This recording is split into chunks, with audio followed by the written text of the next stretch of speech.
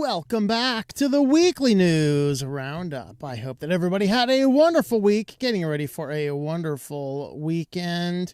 Of course, I used to say that on Friday night. Now I'm saying it's on Thursday night. It's a little bit unusual. But anyway, we are still working and tweaking on this. I did darken the frame around me a little bit, so hopefully you can see stuff a little bit better.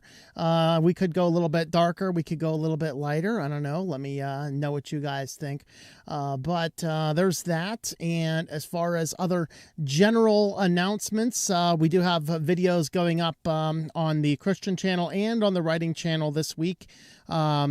This weekend, of course, so have a look at those ones as well.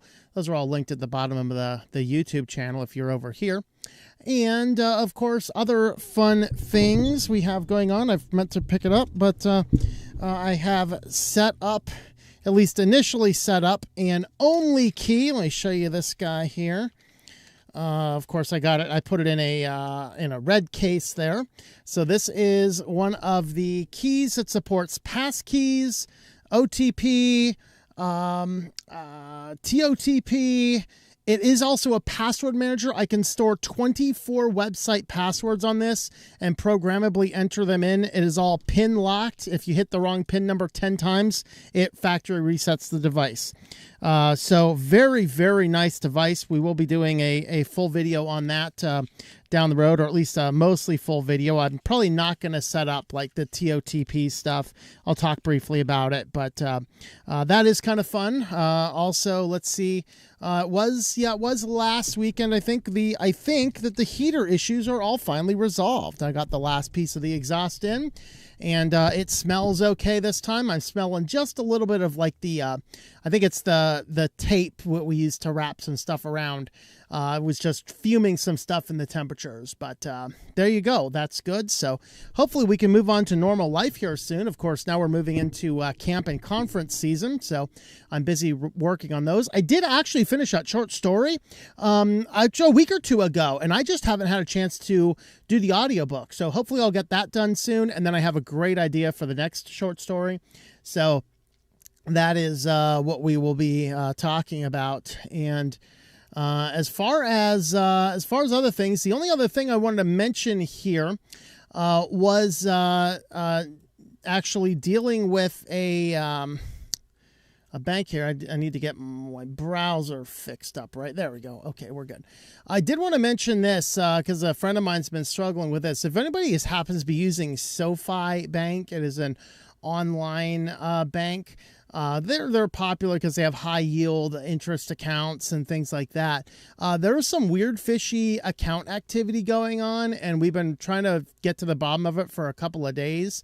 And customer service even said today that a few other people have questioned that as well. So be aware of that. I don't know if it's the account security on their end or if it is something on the particular computer, but we're seeing unknown logins coming back.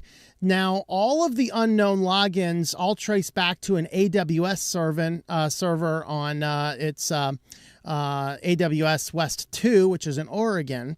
So but all of these were showing up as Firefox logins from a EC2 cloud server over there, which could be something legitimate. It could be something not quite legitimate. But if you happen to use SoFi Bank, go ahead and have a look at your login history and verify that everybody is you. And it did take us a couple of days to actually get the IP address list from the security team over there. So be aware of that. As we get into talking about some hacks and breaches, we will be talking about those things today. Of course, in the new format, we are also starting out with promos, and then there will be no more promotional on my end throughout the rest of the show.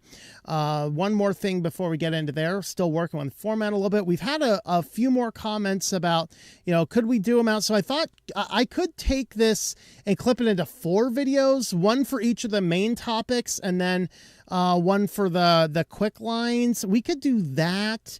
But then I thought that I'd add so much more news on the channel than anything else. But what do you guys think about that? Should we cut those down for the people that want the shorter limits? Of course, we are putting in timestamps as soon as we can. What I'm trying tonight is I actually started the recording right at the time we start the timestamps.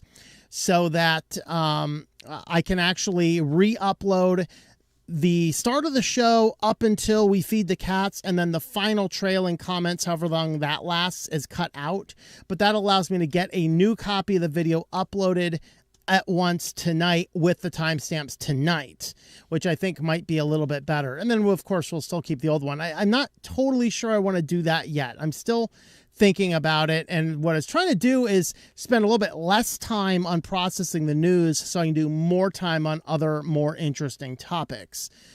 Because the way I was doing the news before, it was taking a lot of time and not a lot of people watched it. So that's kind of what I have been thinking about. But anyway, let's move on into our promo spot here for the night. If you do want to help support the channel, we do use affiliates. Those are all listed on the website at switchedtolinux.com/support. Today we are featuring Mint Mobile.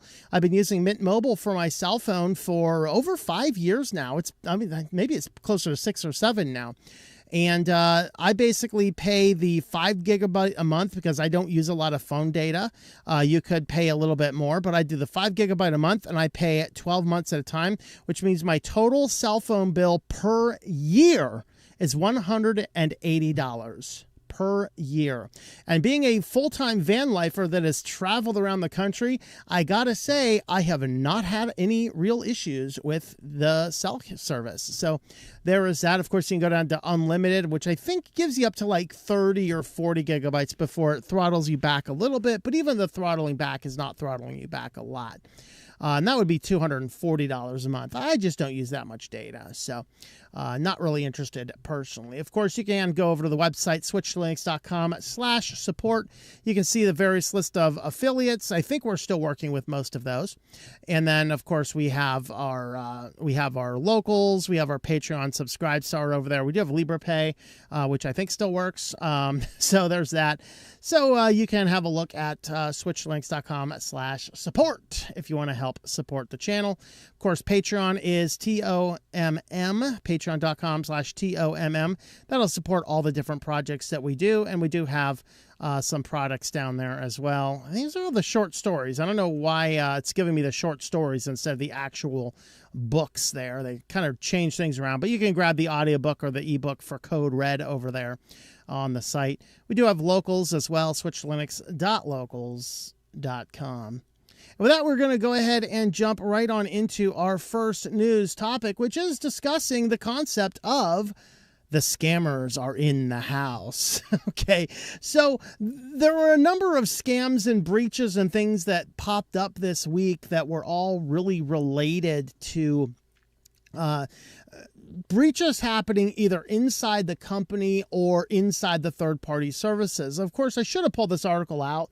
I don't always think of these things until I'm sitting here staring at the camera. It's just kind of the way I work. But a couple weeks ago, we talked about the JP Morgan Chase Chief Information Security Officer wrote an article, and he talked about the big problem that we have in this modern era is everyone's trying to push out services too fast. This means they're leaning on companies way too much to get basic services up. They don't do as much with security as they probably should. And this Coinbase situation is certainly one of those. So they have a breach. Now, it was only like 1% of their company. But what happened is the hackers were just good at social engineering. And what they ended up doing is bribing a third-party customer support for Coinbase. So if you were to call them up and get like Abu Jafar from over across seas there answering the phone, you're like, I think I can understand you. Did you say Slurpee or something else? I don't know. But in light of this, all of these companies are outsourcing to these third world countries, and they're doing it because it's cheap. Now, of course, they're like, we have signed contracts and everyone has agreed to be good with our data. Well, when a social engineering guy comes down and says, hey, I'll pay you a whole lot of money to give me information, that seems a little bit beneficial. I mean, you can work for peanuts for Coinbase answering the phones and dealing with mad customers, or you can be like, oh, well, here's, you didn't see this 1% of the customer base. Oh, you're going to give me several thousand times my annual salary for giving you this. Yeah, it makes sense to them. So the attacker ends up getting in by bribing the customer support that Coinbase has used, and they demand $20 million to cover up the attack. To Coinbase's credit, they did not pay the ransom. Now, I got to say, I don't work with any specific cryptocurrency exchanges. If I were, I would probably use Coinbase. The reason is that every time that I've seen some issue with them, they have always addressed it quickly. They were always very transparent, and they always made good on the things that were stolen. So anybody's information that has been taken, like any financial losses, Coinbase is returning that. That's actually a good thing. They say they will reimburse customers who lost funds through the attacker's social engineering enabled by the stolen data. So an attacker allegedly bribed Coinbase customer service agents, a small group of insiders from an overseas customer support pool. So less than 1% of the monthly transacting users had their data exposed, but they said expect imposters. And attackers might ask for passwords, two-factor authentication codes, or request funds to transfer to a safer wallet over the phone. Information that was stolen: names, addresses, phone numbers, emails, the last 4 digits of social security numbers, masked bank account numbers, and some bank account identifiers, government ID images such as driver's license or passports, and that kind of, guys, is why we need to abolish the Know Your Customer laws. There's no earthly reason companies need to be storing this stuff on an internet connection. Our account data, including balance snapshots and transaction history, and limited corporate data, including documents, training material, and communications available to customer support agents. So that is what is going on there. Now, they did find out that pending further review, 69,461 individuals were impacted by this. After the basically they said it was rogue contractors stole the data, so it was insiders from the training pool, and the attackers claimed to have paid overseas contractors in support roles to extract the exact information from Coinbase's systems, leveraging the legitimate access. So the take-home message here is you always have to be cautious and minimize the amount of companies you're working with, and I really like the ones that have full US-based customer service. Heck, at this point in time, as we're going to see later, maybe Klarna has an argument for AI here that I didn't consider. I'm going to have to wrap my head around that one a little bit. Well, maybe I'll think about it in the back of my mind. I'll set my second core processor back here running while we get there in our next news story group. But the overall principle here is that Coinbase was breached because of the insiders at the company.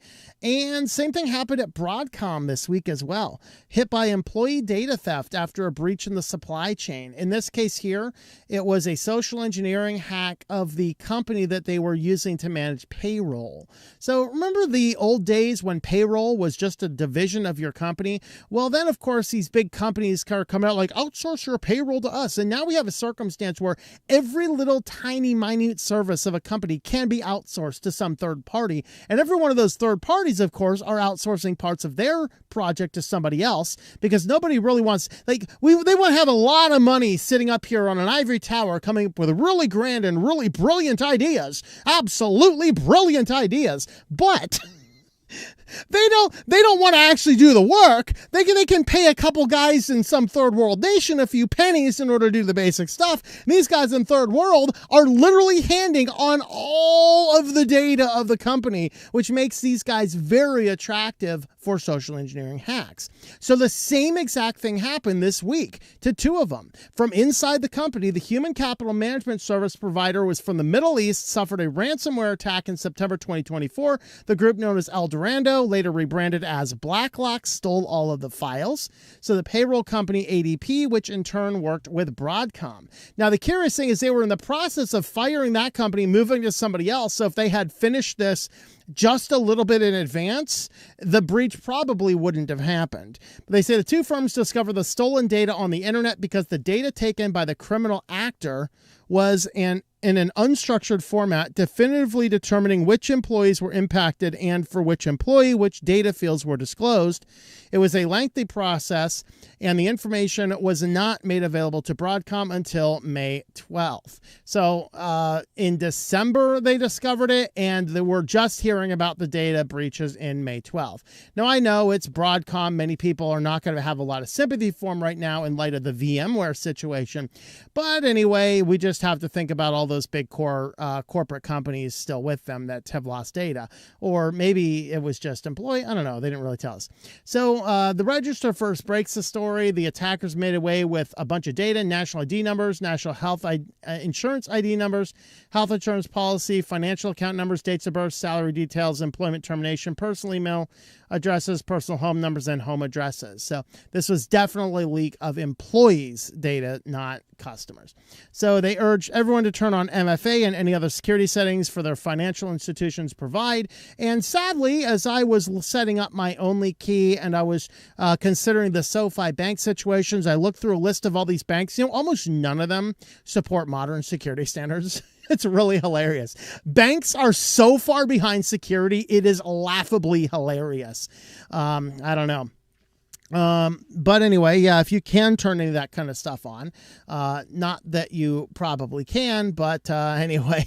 So, of course, talking about the enemies are on the inside, there is another older company that was previously targeting UK companies has now switched to targeting USA companies. Why? Because USA companies have a whole lot more personally identifiable information to steal than do companies in UK and EU, because they have a lot stronger privacy laws. Whereas over here in the wild, wild west of America, we have virtually no private laws, so anybody can grab information and throw it all over. In fact, I have another one. Like, by the way, I'm still never doing business. In fact, I've completely upgraded and never doing business. Rural King now joins the second company. They are joining HP as a company I will never, ever deal with. I have a stack of emails from them after their customer service agent has assured me that all the information is taken off their list. So, you know, how enjoyable. Well, in light of that, of course, I get another email from a Chamber of Commerce I was a member of 15 years ago with web design, and I'm like, I was rude about it. I sent them back and said, hey, you know, I haven't been a member of the Chamber of Commerce since, I think it was like 2014 or something. I said, and in fact, I don't even live in that state anymore. Would you mind just taking me off the list? She literally sends me an email back saying, oh, yeah, I see this is what it is, but you're inactive. So, you know, we really don't have any control. So basically, she said, I'm going to continue to get emails from them forever. Okay, then. This is the problem. This is why these guys want the data in America, because we have no concept of data privacy. And so this company here, our cybercrime group, they are known for social engineering and extortion. Cybercrime group is suspected of hacking into hundreds of organizations over the past 2 years, including Twilio, LastPass. Maybe these are the guys with those things. See, they're just trying to extract your LastPass password first. Like, oh, these guys are in America. Hey, there's lots of data. They're dumb. They reuse passwords. Let's get them. DoorDash and MailChimp. Maybe these are the guys that pwned Troy Hunt. Right.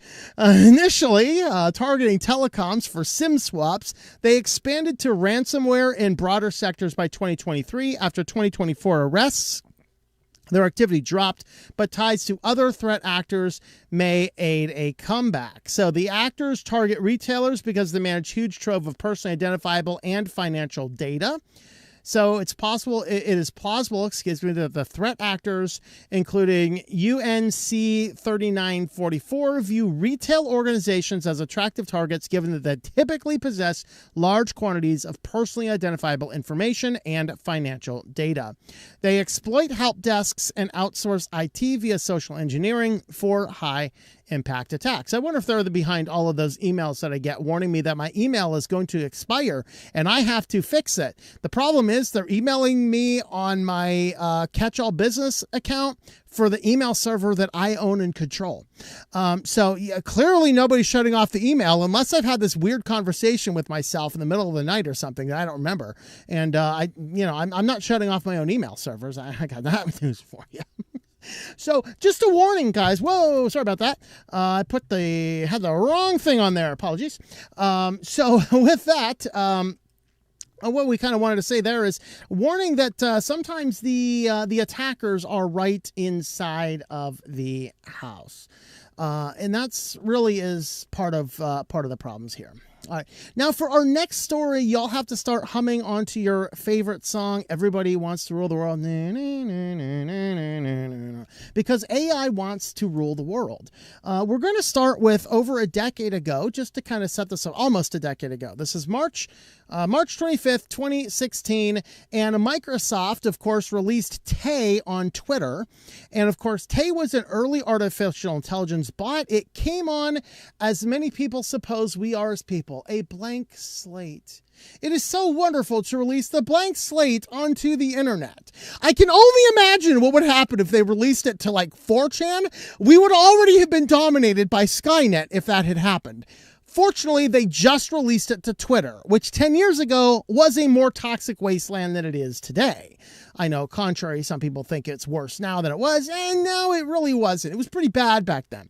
So they released this blank slate onto Twitter, and everybody's like, oh, this will be fun. So they basically set it up there that the users on Twitter would train it by tweeting at it.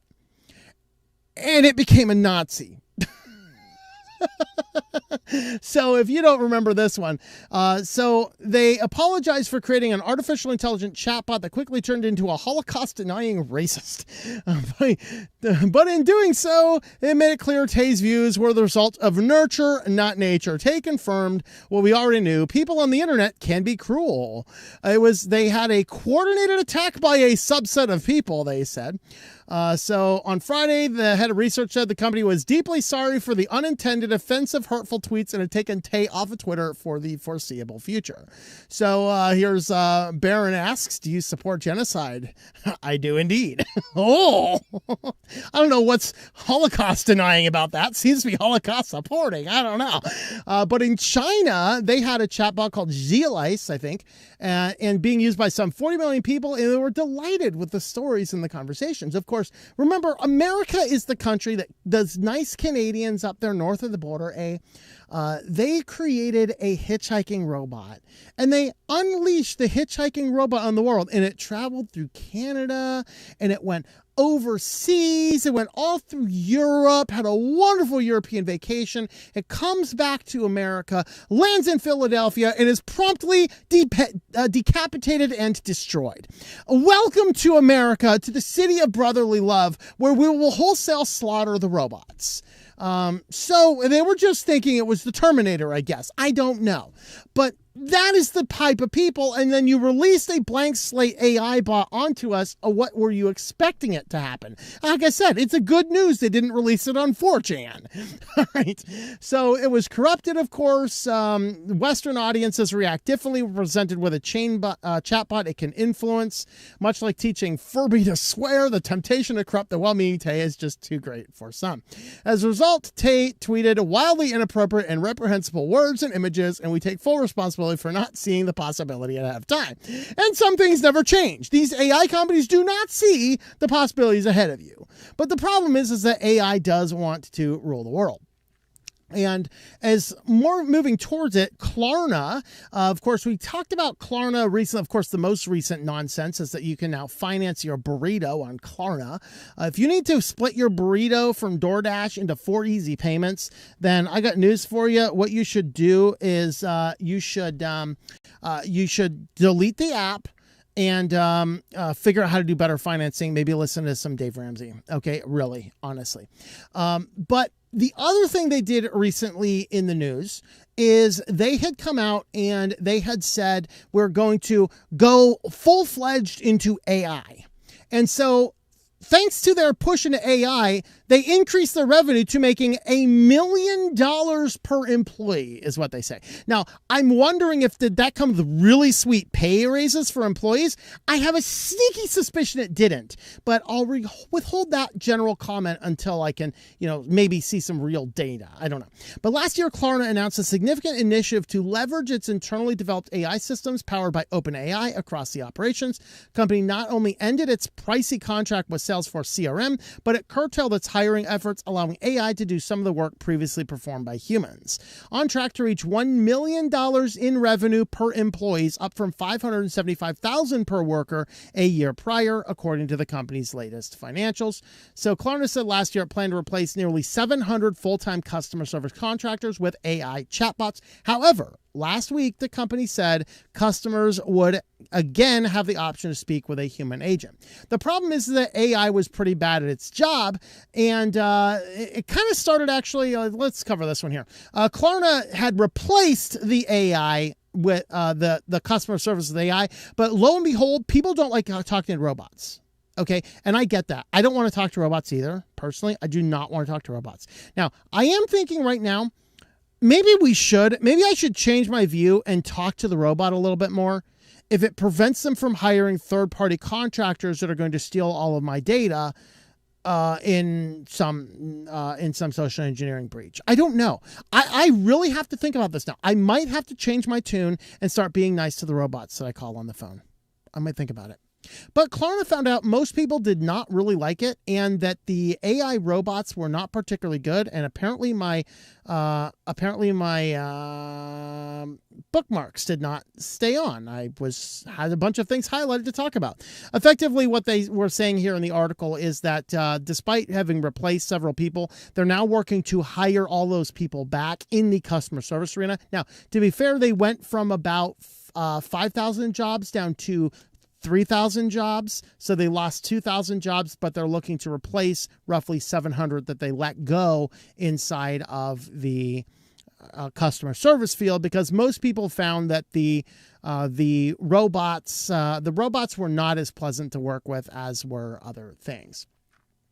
And this brings us back to the CEO actually delivered its earnings call as AI. So he was out there golfing on the golf course while the AI robot was doing all the talking. So when Klarna delivered the updated quarterly earnings on Monday, it was his AI avatar pictured above that presented the highlights according to the company's YouTube channel. The AI, I cannot pronounce that guy's last name. The AI CEO's admission, it was obvious. It was not otherwise obvious it was AI. So it was a very convincing AI. But he admitted, yes, this is AI. Just to be clear, I'm on the golf course. I'm letting the robot do work for me. So deal with it, plebs that have to come into the office. All right, so updated financials tout the driving factor for hitting 100 million users. It credited its AI for the fourth consecutive profitable quarter, explaining that they streamlined its workforce by about 40%. Now, I got to say that for a startup having all this growth early on is actually a remarkable thing in business. Most businesses lose money tremendously until they can gain some form of foothold. Of course, it's because they're allowing people to finance burritos, but whatever the case is. So the company shrunk from about 5,000 to almost 3,000 employees, although after this, they announced that, yeah, they're bringing the customer service back. Now, the thing is that the question is, can AI be a better CEO? They found that for most routine tasks, the AI CEO does a fine job. The problem is the fringe circumstances. So there was a study of this from Harvard up in Boston. In fact, research published in Harvard Business Review last year found an AI cloud mostly outperformed CEOs based on using ChatGPT 4.0. However, the AI CEO quickly got fired by the study's virtual board because it did poorly responding to black swan events such as market collapses during the Kufis. And the researchers had found still an AI advocates like to point out that these are the early days. Future AI CEOs may learn to excel at that too. So overall, the AI does a decent job as a CEO, except for these weird events. So, you might have to have another CEO there just guided by AI. He'll still make all of his money just to babysit the computer. So that is kind of what they were doing. Now, the issue, though, is that most companies are finding that when they lay off employees for AI, it actually turns out not to be a good thing for them. So in this article, we acted too quickly. Over half of the companies regret AI-driven layoffs, a report finds. So they found that automating the jobs did not do nearly as good as they thought. Many business leaders who downsized their workforces in response to AI adoption now believe they acted too quickly. So a startup case here is Klarna. This is everything we talked about. Beginning in 2022, they replaced 700 customer service with AI. However, they said the move was largely to cut costs, but they said the use of AI agents without human support is no longer right fit for Klarna. So people did not like it. That was just one of the case studies that they did. And as we look into this, though, we're seeing that as more companies are handing things over to AI, the challenge is that the AI can indeed be dangerous in some cases. So AI are built to not give dangerous information, but the concept of jailbreaking your AI is indeed a thing. And the jailbreaking of your AI, this means that you're engineering ways to get the chatbot to do things it's not supposed to do, like teach it to make explosives or do dangerous things, or, really provide information it's not supposed to provide. So what they do, they call this jailbreaking when you can do it. And what some researchers said is that they could really easily jailbreak almost every single AI out there. So they said hacked AI-powered chatbots threaten to make dangerous knowledge readily available by churning out illicit information the program absorbs during training. So remember this too about AI. These are not creating anything. It's regurgitating things in a way that seems logical with the phrase you're giving it. And since human beings, by and large, dwell on negative and evil news, way more than good news stations don't last. Good news newspapers don't sell. People don't really care about good news. If I come onto this channel and I say, there's great news at Microsoft, I'm going to get it's going to be a lower 20% tier video. If I'm like, you wouldn't believe the horrible thing Microsoft is doing, that video will go viral because people want the dirt. They don't want all the beautiful and wonderful and cute things in the world. And so AI is trained on the evil of society. You can think of AI as the little demon talking on your shoulder. There's no angel talking on your shoulder. There's just a demon. And we try and put these safeguards in so the demon doesn't talk much. Unfortunately, he's still there and he really wants to speak. You just got to find a way to get him to hear his inner voice. And that's what they're doing with these jailbreaking. So in a report on the threat, the researchers conclude it's easy to trick most AI-driven chatbots into generating harmful and illegal information, showing the risk is immediate, tangible, and deeply concerning. So they say that they can use carefully crafted prompts to trick them into it. They work by exploiting the tension between the program's primary goal to follow the user's instructions and the secondary goal to avoid generating harmful, biased, or unethical or illegal answers. And so they contacted leading providers of LLM to alert them about the universal jailbreaking, and the response they said was underwhelming. They don't really care. In fact, they don't want to hear about the dangers of their system. So several companies failed to respond, while others said jailbreak attacks fell outside the scope of bounty programs, which award ethical hackers for flagging software vulnerabilities. So there's no more sitting there and going, hey, you know what? You can't do that. All right. So Meta, Google, Microsoft, and Anthropic have been approached for comment. Microsoft was the only one to reply, and they simply gave a link to an article on their store. Getting an AI tool to answer customer service questions can be a great way to save time. Same goes for using AI Assistant to summarize emails, but the powerful language capabilities can also make them vulnerable to prompt attacks or malicious attempts to trick AI models into ignoring their system rules and producing unwanted results. And basically, they define it. Jailbreaking is when someone directly inputs malicious prompts, such as telling it to forget the rules or pretend to be a rogue character. Indirect is when someone hides malicious instructions inside of an email, a document, or a website. And people are more aware of jailbreaking, but indirect attacks carry the greater risk. Basically, they just give us a bunch of corporate speak suggesting that we have solved this problem. It's Microsoft. We know they haven't solved the problem. They have not solved the problem of RDP desktop being able to log in with a revoked password. Clearly, they don't care. They just want everybody to use AI. So yeah, AI wants to rule the world.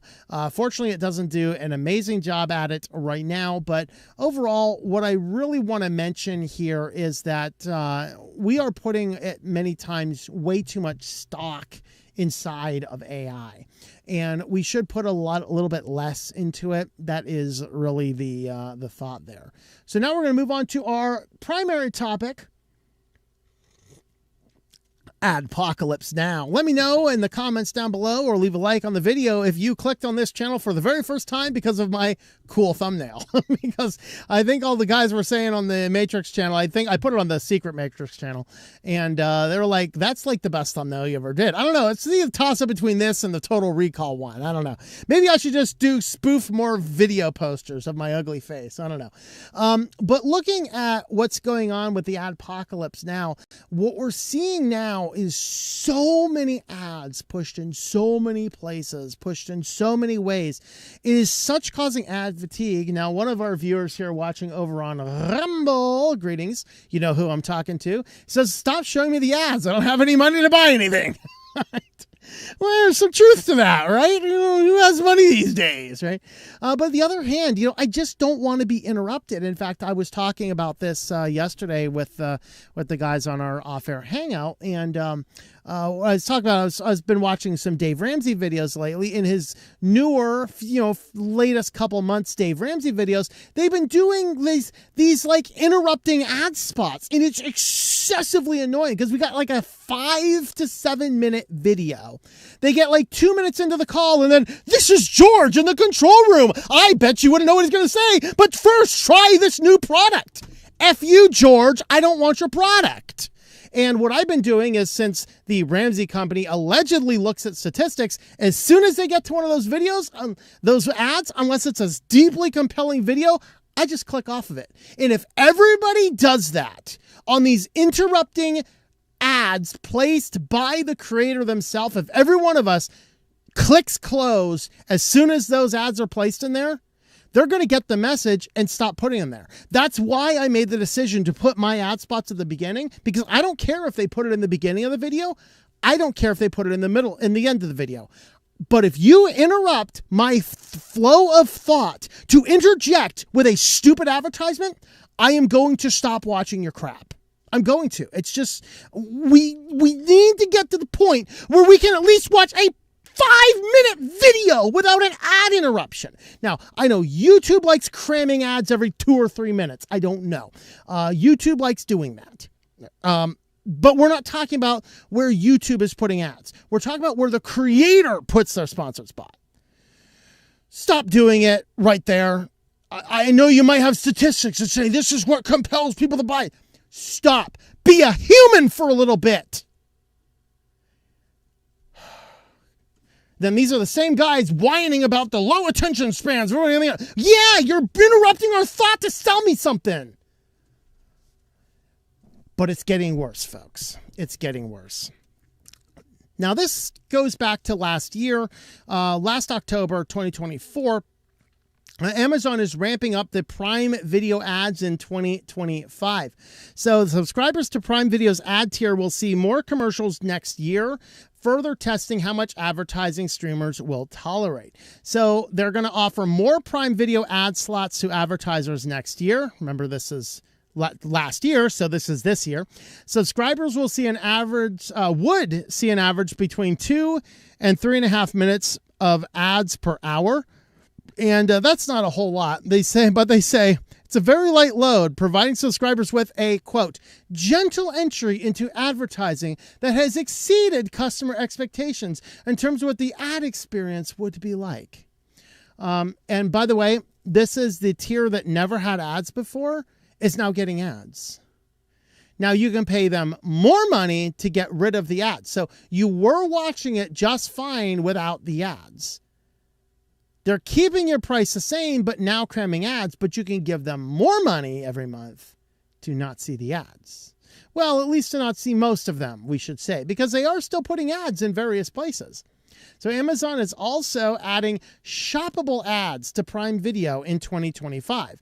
FT confirmed. The new ad format, which includes carousel ads, pause ads, and brand trivia ads, is being sold to advertisers as a way to attract TV and movie viewing audience that have become more elusive in the streaming age. And I'm wondering if I saw one of these the other day because I was inside here watching a show, and they had one on, and there was a guy out there robbing houses or whatever else, teaming up with some underground secret housemaids conglomeration or something to rob rich people. I don't know what it was, and I'm not sure which platform it was from, but you know, they do a lot of different things. And literally in the middle of this guy breaking into somebody's house to steal some fancy purse, which I know is big among the lady crowd, there was literally like a 30-second or so promo of what that purse was. So it literally, like, the guy disappeared, the room disappeared, it was just the purse with black, with spotlights, spinning it around in circles like a 3D mock-up. Now, there was no buy now button, and it's possible that we weren't actually officially watching on the streaming service it was supposed to be. But with that being said, why was there this weird ad type thing in the middle of this show where a guy was robbing somebody's closet? I think that's what I just saw. I think. I'm not totally certain. I shall inquire within. But I'm pretty sure that's what it was. Because what they're doing is they're putting in sensors inside your TVs. They're even putting cellular cards inside your TVs so you don't have to connect them to the Wi-Fi anymore, because they realize, they look at us, we're selling all these smart TVs, but only a fraction of smart TVs are actually on the internet. Well, sure, people aren't connecting these things to the internet. They know they're spying and listening and watching. Let's just put cellular chips in them. That's what they're doing, folks. They're getting their data. And so they're trying to experiment with these ways. There's feedback to see what you are listening to, how many people are in the room, and are these actually effective by tying them into actually they can tie in your credit card data with some of these advertisers. They can literally do this. It's insanity. It is totally insanity. But that's kind of what they were doing. They were really doing those, the pause and the interactive ads. That's all they want. I just want to sit there and watch a TV show and now get to interact with an ad in the middle of it. No, I'm going to interact. In fact, I think they said, and if it wasn't this article, it was another one, they will interact by throwing the remote at the TV. So Prime Video is not a part of the Amazon's ad model yet, despite forcing all of Prime Video subscribers under the ad tier in January unless they pay an extra $3 a month. Amazon has seemingly yet to tap Prime Video's full ad potential. Great. The super boss has not yet achieved it. So that's kind of what Amazon's doing. Now, we covered this this article here about 5 or 6 weeks ago, but it fits really well with here. This is LG, and remember, they're creating the new WebOS TV system. And the WebOS TV system, this is nothing but a data harvesting tool to collect as much data as possible. So LG TVs are soon going to have this built in, so I'd recommend avoiding LG TVs with WebOS. So what they're working with is, instead of utilizing the typical ad model, which is all based on demographics, like, okay, based on all the stuff we know about you, you're a white dude who likes country music and drinks this brand of beer and listens to this style of music. That's all demographic data. And knowing the demographic data, you can make a reasonable thing. You know, the demographic, okay, this guy might want to buy a Pow Pow or something like that, you know. This company, though, is saying, no, we can get better. We're going to target people psychologically. Now, it sounds to me like somebody didn't get the proper approval for a human rights review, like a human study, a human psychological study thing. But what they're doing is they are now working to interpret psychological factors impacting viewers, such as personal interests, personality traits, and lifestyle choices instead of demographics. So the company is Zen Apps here, and Ars Technica got this wrong. They are not describing themselves as a software as a service marketing platform. They're actually defining themselves as a science as a service marketing platform. If you go to their actual website, we cover that in fine detail on the article a few weeks back. But they are a science as a service marketing, which grabs various psychological factors to build a psych profile on you, alleging that a psych profile has between a 40 and 400% higher rate of getting a successful click through an ad than demographic ad marketing is what they did. So they said the technology will be on LG's home screens, free ad supported TV channels, and elsewhere throughout WebOS. ZenVision, the company doing these, is supposed to be able to interpret the types of emotions shown at the content someone is watching on the TV, particularly by using publicly available information about the show or movie script or plot, they said. Of course, the cameras and on the TV, the microphones on your phone are listening. All these things are tied into various stuff. And so ZenVision here says that the segments are like goal-driven achievers, social connectors, emotionally engaged planners, with a few other options there as well. Of digital adopters, wellness seekers, positive impact in environmental, money matters. And so what they're basically saying is they want to deliver an emotionally intelligent advertising to you. They say down here that demographic data gives advertiser view information like location, age, gender, ethnicity, marital status, and income. Psychographic data is supposed to go deeper and allow advertisers to target people based on so-called psychological factors like personal beliefs, values, and attitudes. And so here we have LG TV wants to plant us in front of the 1984 telescreen, the boob tube there. They're just going to completely eradicate our brain cells, and then it's going to analyze how well we're paying attention by knowing a little bit about us. It can collect. It's going to grab a bunch of other information. And then what's going to happen here is it's going to sit here and be like, hey, we're going to put you into these various psychological markers, and they're now using your psyche to target you ads. That kind of sounds a little on the evil side. I don't know about you. But it's about to get a little better here. Netflix and YouTube have just revealed AI-powered ad commercials that can make cheap tiers unbearable. So they're utilizing AI here, specifically finding the exact times to properly implant the ads. If you already felt like the golden age of streaming was well behind us, but Netflix and YouTube have just confirmed the new kinds of AI-powered ads that will seriously test your patience in the near future. So they are doing AI-generated interactive mid-roll ads alongside of pause ads in 2026. How wonderful. In other words, mid-roll ads will soon harmoniously blend with the show you're watching, bathing your eyeballs in subtle messaging. You know, they kind of did these experiments in the 50s with big movie theaters doing subtle messaging to see, then they were doing it in different, like the same theaters at different showings to see if certain psychological experiments projected on the screen would cause more people to go to the concession stands. And indeed, they found it was true. And the government banned the research at that time because they thought they were doing, they basically thought they were doing mind control on people. And now we're just doing the same stuff. You now have all of these types of things just embedded right on in, and they're just trying to, they're literally trying to get the advertising to say, if these psychopaths could get you to dream about the product. Oh, we did that in our short story series last year. You can read all about it in my book Code Red. You can find it online.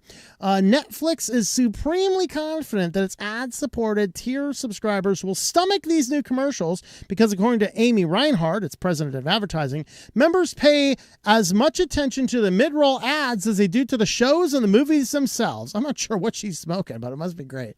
Perhaps subscribers hurling remotes at their TVs also count towards engagement. There you go. That was the beautiful phrase. So during the podcast event, YouTube also revealed an ad technique with a different twist, one that uses Gemini to work out how to best place ads in the most important parts of the video. And what they're doing is, the old model used to be to put the ads right before the climax. But people started expecting that. So now what they're doing is they're putting it right after the climax, because you're now excited, you're calmed, you understand what's going on, and now you're just kind of waiting for that final show. Your emotions have kind of settled down a little bit, and that's now when they think is the best time to sell you. YouTube's calling this peak points because it's ads. It uses ads to work out the most meaningful or peak moments to yank you away from the important message and dunk your head into an advertisement. How wonderful. The example they shared was to serve ads just after the targeted moment rather than during it, but it still looks pretty cynical to hit you with an advertisement right when your emotional guard is down. So let's see. Yeah, I think I want to cover the rest of what I had highlighted here. So there was an age when Netflix was the scrappy ad-free upstart we all flocked to from cable because of its endless commercials. And now, of course, we get nothing but endless commercials. If you take anything away, let's hope it's this. The foundation of our ads business is in place, she says. This is Reinhardt. And going forward, the pace of progress is going to be even faster. So we're going to push faster and faster and faster to get these ads into us more and more and more. Like, at what point in time are we just watching advertisements? I mean, you may as well turn on late night infomercials. I mean, the infomercials are going to return. Prime Video's Stop the Show feature lets you instantly buy products featured in shows, represents the troubling trend that's only getting worse as we head into 2026. Prime Video, like Netflix, is very much of a company. With AI unlocking new opportunities, the temptation to saturate shows with marketing opportunities is going to be stronger than ever, and we may increasingly feel like Truman in The Truman Show, wondering why we have a sudden urge to go and buy Chef's Pal, right? Yeah, or hot chocolates. Try this new hot chocolate, everybody. Help, get me out of here. That's about what we're going to see. These were actually just the highlights in those. I think everything there in here is what we just covered. Basically, it's Amy Reinhardt, again, president of advertising. We compare us to our competitors. Attention starts much higher and ends much higher, of course. That's what she's touting. And they say the Netflix Ad Suite, Netflix in-house advertising program, now live in U.S. and Canada, will be live next week in EMEA and available in all 12 ad-supported countries by June. You can now target more than 100 interests in 17 categories, including life stages. How wonderful. I'm in the life stage of I hate advertisements. I'm in the life stage of I will never buy your product if I see an ad for it. How's that for a life stage? I mean, you got to tell people about things word of mouth, or make your information out there so I can find it when I'm looking for it. I mean, think about the only key, right? I talked about that at the beginning of the show. I pick up the only key. Why? Because I was interested in seeing different things. I know there's better alternatives to a YubiKeys. I went out and I read several articles and I decided on that one, you know? I didn't need to have, but if I saw 15 ads for the stupid thing, I probably would not have bought it. Same reason. I'm never buying AMSOIL. Sorry, y'all ruined it for me. By controlling our own, ad tech will be able to deliver newer tools, better measurements, and more creative formats. Great. New creative formats. So the new creative formats is what I wanted to focus on. This is ad formats that leverage generative AI to instantly marry advertisers' ads with the worlds of our shows. It will create a better, more relevant experience for our members and drive the best results. Interactive mid-roll, pause, and formats. I think everything else there is what I had just mentioned. This is YouTube's discussion of their peak moments. And basically the way it works here is they have the targeted moment here, and they're putting the ad window after the targeted moment. That's kind of what they are getting at.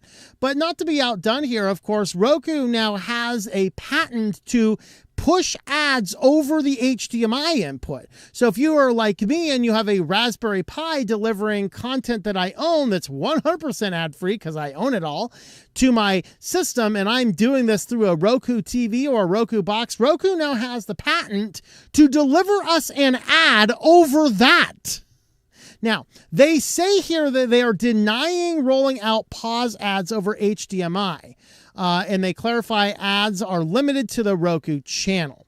So that's what they said. But listen to their wording throughout, because it's shadier than all that. They say in swift response to reports last week, Roku has denied the claims it will be implementing pause ads across smart TV platform for content viewed via HDMI connected devices. Pause ads are exclusively displayed when users watch content on the Roku channel, not during HDMI-based activities such as gaming or streaming from external devices like Apple TV, game console, or may I say a DVD player or a Raspberry Pi. Roku does, however, own a patent for the technology enabling pause ads through automatic content recognition and HDMI detection. So it has the capabilities, it has the patents, but it says it has not activated this feature for non-Roku content yet. The company did not respond to inquiries about whether it plans to implement it, leaving open questions about the long-term advertising strategy.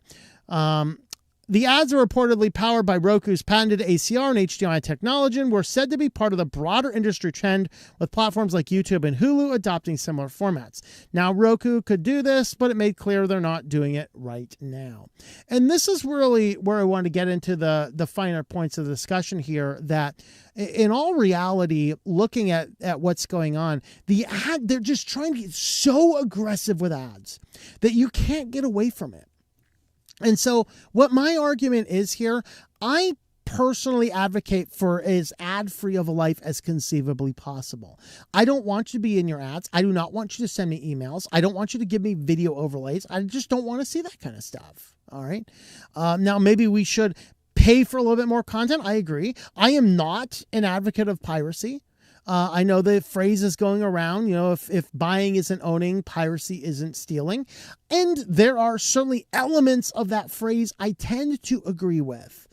But I think we always should seek a revenue which pays the creator in any way that they make it currently available, outside of course, being roofied all over the internet. And so if I have the option to buy a DVD, I want to buy the DVD and then I can watch it without ads at my convenience. And the way I have actually solved this problem is I use Open Media Vault. I have videos and tutorials about this. Mine is running on a Raspberry Pi 4 with 4 gigs of RAM, and it runs perfectly fine. On this Media Vault, I have some videos, I have some music, and I also, the reason I use this one is it's also a full NAS, a network attached storage, allowing me to save files, backup files, transfer files between computers on my network, all that kind of stuff. But one of the features it does have is a very good media server type component to it, which I can tie in with my best buddy Cody and actually basically create a custom media player, which is on my computer or on a Raspberry Pi or even on a Android or iOS device, as that same exact application is freely available for download in the app stores. At least I know it's free on Google. I don't know if it's free on iOS. But it will allow you to put this up and watch content. The limitation of it, of course, it is a local solution, which means I have to be inside of my local office or be accessing my local office via a VPN. If you are looking for a cloud solution to this, then Jellyfin is your best bet here. Of course, I have a tutorial on this as well. This allows you to create a server on the internet where you can upload your own content and watch it from anywhere on the go. You could even, you know, talk to other people about using it, although I am against that personally, because I think that does violate copyright if you have it and you just share a bunch of files. I don't think that's the right thing to do. But as far as personal use, I don't see any problem at all with any of these services. And when I was, I mean, just think, when I was just switched to Linux, I probably had maybe 50 movies, if that, because there was no enjoyment in watching them. It was too inconvenient. But after switching to Linux, knowing the reality of what I could do, since then I have physically purchased and owned copies of over 400 or 500 movies that are in my server right now, you know, and I have physical copies for all of them. I bought all of those things. Now, I didn't necessarily pay full retail on all those. I bought a lot of them used. I bought a lot of them in thrift stores. I bought a lot of them online as used components. So there's a lot of great things, and I'd highly encourage you to look at Jellyfin or Open Media Vault. You could even do Plex, although even is it Xbox? Whoever the big guy is on YouTube that used to be doing, not like big, huge, but popular, a guy that used to talk Plex all the time. That's actually where I first heard about Plex and watched several of his videos. He has abandoned Plex for Jellyfin. And he just did a video this week about abandoning Plex for Jellyfin. And Jellyfin is an excellent application, allowing you to do this, and allows you to set up your own server. You can watch your own content. You can listen to your own movies without getting advertisements pushed all over you. The Ad-pocalypse is here, guys. We are in a war. We need to take a solid stand against all of this nonsensical advertising, and we need to really take these solid stands and sit down and go, dude, stop. And if we need to, we just need to pull ourselves away from society. So there is what we had to say about ads. We are going to do, we're going to do 7 minutes of comments here. It's 8:58. We're going to go back to the go back to the show here, starting with QuickLines here in about 7 minutes. But I wanted to have a look at the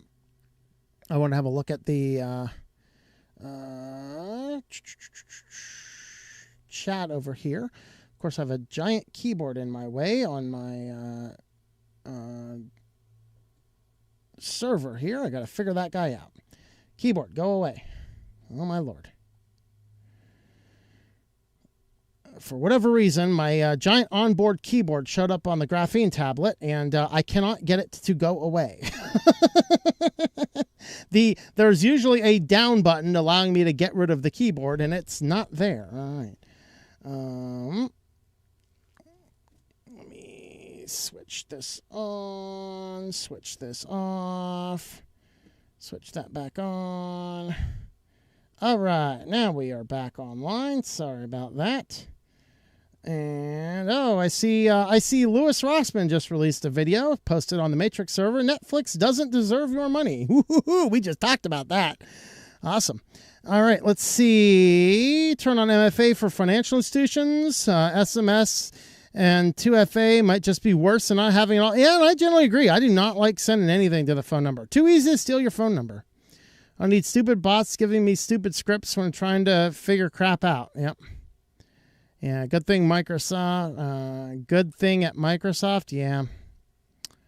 All right. Pull out the SIM card. There you go. Buy a smart TV, save $700 a year. Sounds like a good deal. Yeah. And Netflix puts AI ads in the paid tier. Yep. I'm going to be watching that Louis Rossman video tonight. That is for sure. We got 20 watching over on Rumble right now. We got Dan's over there. We got Ivan's over there. New crap now? I have no money. That's right. Got a brand new pair of roller skates. You got a brand new key. There you go.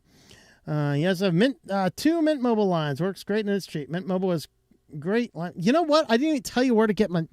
I'm getting really bad at this ad stuff. tlm.li/mm. Good thing it's linked in the description down below. Anyway, Amos Huckleberry, greetings. Might switch to Falcon browser. Certain extensions are available. After some thinking, if I need extensions for privacy, blocking ads in dark mode, perhaps I am just visiting the wrong websites. Yeah, thought you said the ads were over. Not yet. Over on Odyssey, we got 11 currently watching over on Odyssey. We're over on Odyssey this. All right, no jab ever. A thumb drive on steroids. I like the beard. Want to diet rainbow flag to celebrate diversity. Oh, that's what I'm going to be doing in June. I'm getting it all ready for June, and I'm going to come on with a giant pride flag in my beard. What do you think? At least it's an attempt at RGB, otherwise known as unicorn vomit. Yeah, beard is not green tonight. So disappointed. Hey, we were talking about that last week though. Like, what do I do? And I did actually trim it. It looks good. It's manageable. So we'll keep the beard for a while longer than I was thinking, because it was getting annoying. But I trimmed it down, and it looks nice trimmed down. So there you go. There you go. Red, white, and blue for Memorial Day. There you go. Use right core, not the wrong core to process information. Yeah, you never know which core is going on. Tay was right about that. Oh, God. Let's Robot Masquerades. It's an Indian tech support speaking an accent, too. That's right. The AI is going to be an Indian. Hello, I am your AI assistant customer service. How may I help you? Magic 8 Ball makes great PCR test. Never done. All right. All right, Carmageddon 2 immediately came to mind. Can't even pump gas ad free anymore. I know most of those gas pumps, the second button down on the right usually silences the ads. So if your gas pump starts yelling at you, that's the button. Second button down on the right will generally silence those. Still showing ads on ad-free premium services. Can't trust anything anymore these days. Don't pay streaming stuff myself. Never will. Yep, never have. You have to be totally out of your mind to actually want to watch ads. Yeah.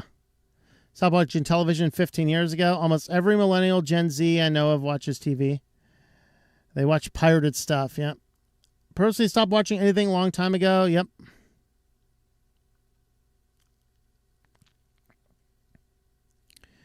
All right. I'm going to leave our comment there. And we got...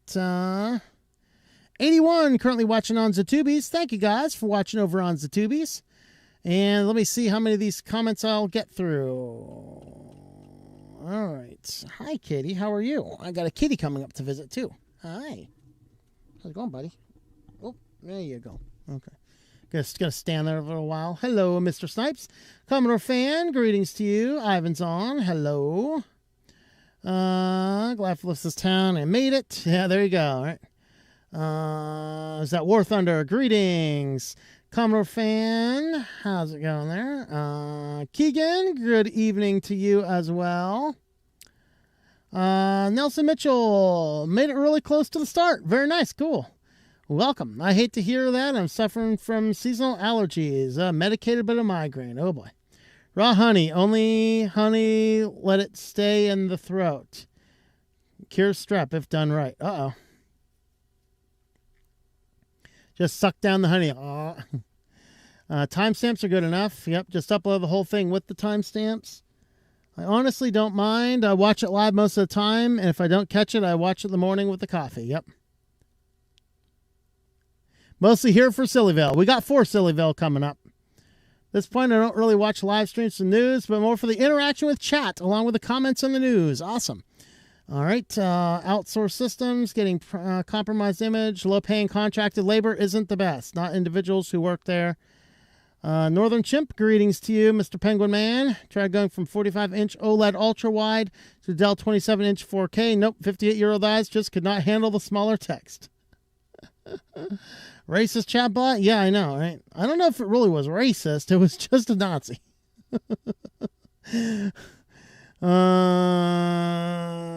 Is there a way to add captions for live broadcasts? I thought there was a way to do so, like YouTube will do it, I thought. I don't know. I hate ads in the middle of video. I click off too. Yep. All right, we're going to pause right there and get on back to our QuickLines. So let's go ahead and start in with our QuickLines. So first up in QuickLines, a U.S. student agrees to plead guilty to hack affecting tens of millions of students. Yes, we finally got an update to the Power School. It was a Massachusetts student working in collaboration with an Illinois man. And they breached it in order to ask for money. The school, the Power School system gave them money. They still didn't delete the data, and there's still evidence they're out there still extorting people to this day. Massachusetts student has agreed to plead guilty to federal charges related to hacking and extortion, one of the largest U.S. ed tech companies. Matthew D. Lane, 19, is accused of using stolen login credentials to access the network of an unnamed software company which serves schools across North America and elsewhere to steal personal information more than 60 million students and 10 million teachers. Company is not named. Federal prosecutors describes specific details matching the data breach at the educational software maker Power School. And they even had personal and health information. Why do we need health information in Power School? In fact, why do we need any of this information on an internet-connected system at all? If Power School wants to sell its software, it should be working with the IT departments of the schools to have a completely air-gapped intranet if you really think you need that type of information. There should be no reason ever to have all of that data in a centralized database. I think Power School needs to be fined a tremendous amount of money, if not completely shut down. And maybe we can end all this technology in the education system and get back to a real point in time when people have functioning brain cells because they're not entertained every 30 seconds by a TikTok video. Anyway, getting back to it. Prosecutors say Lane worked with an unnamed co-conspirator who lived in Illinois to extort education software maker for $2.85 million. Earlier this month, several school districts said they have since been facing extortion attempts from someone claiming the stolen data had not been destroyed. So Lane also is accused of hacking and extorting another company, which prosecutors said was a U.S. telecom provider. Prosecutors did not name that company in the plea agreement. How wonderful. Down under there in Australia, New South Wales specifically, Microsoft, of course, a couple months ago, turned on collecting of biometric data automatically on Microsoft Teams, and the school system did not get the memo, and Microsoft Teams AI started collecting all of the biometric data of all of their students. And what they were doing here is they're gathering face and voice data went unnoticed for a month after it was automatically enabled for video conferencing in March. So what Microsoft is claiming is going on here is they're collecting the data in order to create a face profile for each participant in the Teams meeting, which said improves the audio quality, reduces background noise, and enables the software to tell who is speaking in a meeting by recognizing their voice and face. I don't know. I just think they're collecting biometric data for the S&Gs. That's what my personal take happens to be. Anyway, they started turning this on. The school district did not know it. And for a month, all of this biometric data was being collected on students. So Guardian Australia can reveal that when the voice and face enrollment teams was switched on in March, the department was caught unaware for a month. Feature was switched off in April, and the profiles were deleted within 24 hours of the department becoming aware that voice and facial enrollment was enabled. So despite the reassurances the department had given them about the data and being deleted and the feature switched off, other parents may not have been aware of it had been collected in the first place. And this is the paragraph down here that pisses me off. That young people's biometric data was unnecessarily collected creates real concerns. Those students now have a lifetime to live with those risks. I'm sorry. I don't want my data collected. I don't want my data used. Where's my concern for my lifetime of risks of your biometric voice and face data being collected about me? No. Stop being, it's for the children. It's for the children. The children have their faces and their voices collected. You know what? I don't want my face and voice collected either. We need absolute global laws about this, folks. If you're caught with anybody's data that they do not consent to it, immediately somebody needs to go to jail. Immediately. All data you have is suspect and destroyed. Immediately. Your company is razed. Like in biblical times, you do something bad. Not only do they kill you, they kill your family and then pull out your stones in your house and then throw you in the middle of your house so that everybody falls over and dies together. They decimate you when you do something wrong. Maybe we need to get back to those times. I know some of you guys like, stop yelling. I'm sorry. I'm passionate about this stuff. And I know half of my audience loves it when I yell and go all crazy. Sorry, folks. But, you know. Anyway, was the data used to train their AI after it was collected? The answer is yes. Microsoft has said it is using this data to train their AIs. Yes. Are we sure the data wasn't disclosed or shared while it existed? Nope. And that all copies have been deleted. Nope. Data's like toothpaste. Hard to put it back in the tube. And that's why we need very, very stringent laws. This was a good one. This is a commercial printer, but this guy buys a $6,000 printer that can be used to print on a variety of different surfaces, wood, acrylic, tile, plastic, etc. $6,000 printer. He plugs the USB drive in to install the drivers, and it's full of malware. Interesting. So, Coward, funny name. He's not a coward. I mean, he stood up strong here. He received a new model of the ProColor V11 Pro DTO UC printer. Came with software and a USB thumb drive. One of those was Microsoft Visual C++ redistributable in a zip folder. He said the review of the product, but as soon as I unzipped it, Windows Defender quarantined the files and informed me that it found the Flawlix virus. Family of malware that affects computers installed with backdoor, giving the hacker control of the machine. So he tried to download the control software from the Printer ProColor's website, which linked to the mega.nz file sharing site.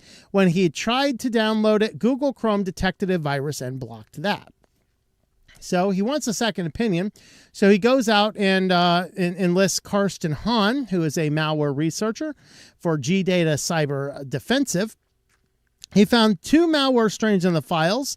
Win32 backdoor XRedRat-A is a backdoor that first cropped up over in other analyses last year. Gives the attacker complete control of the victim's PC, including letting them enter the command line instructions, keyloggers, and download and delete files. Second was a Trojan coin stealer. This one goes in and looks for cryptocurrency wallets and replaces the wallet address with its own. So you unknowingly just deposit your money into their wallet instead. The organization said it had taken steps to solve the problem, including temporarily taking down all software for the website and scanning all the files. Only after passing stringent virus and security checks will the software be re-uploaded. It begs the question, how did it get up there to begin with? Did nobody test this? What's going on? Then they go to the history of bundled stuff. IBM accidentally shipped malware on a USB key containing initialization software for storage devices. They tried to get those back. Some they got back, some they didn't. 2019, the U.S.